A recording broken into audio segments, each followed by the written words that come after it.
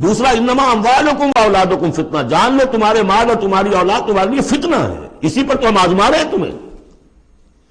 زین للناس حب الشہوات من النساء والبنین والقناطیر المقنطرۃ من الذهب والفضة والخیل المسومۃ والانعام والحرث، یاد ہے کہ نہیں سورہ آل عمران کی آیت؟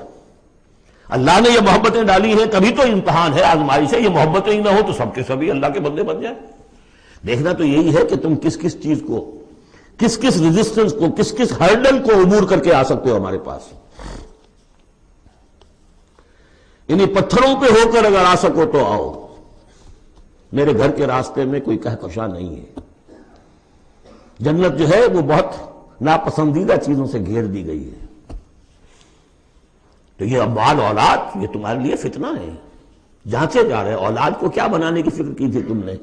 بندہ مومن بنانے کی فکر کی تھی یا ایک پیسہ کمانے والی مشین بنانے کی فکر کی تھی؟ اور اچھی طرح جان لیجئے، کسی شخص کے دل میں ایمان کتنا ہے اس کا اصل انڈیکس وہ یہ ہے کہ وہ اپنی اولاد کو کیا بنا رہا ہے۔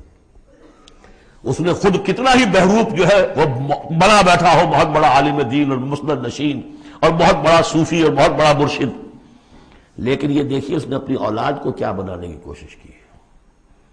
اس کا اصل جو باطن ہے وہ وہاں نظر آئے گا، ویلیوز جو اس کے اندر ہیں وہ وہاں نظر آئیں گے۔ اب آئی تیسری بات، انما اموالکم و اولادکم فتنہ واللہ عندہ اجر عظیم، اللہ ہی کے پاس اجر عظیم ہے۔ اولاد سے بھی تم یہ نہ سمجھنا کہ تمہارے بڑھاپے کا سہارا بن جائے گا، یہ بھی کچھ پتہ نہیں، کیا پتہ یہی اولاد بڑھاپے میں ٹھوکریں بھی مارے۔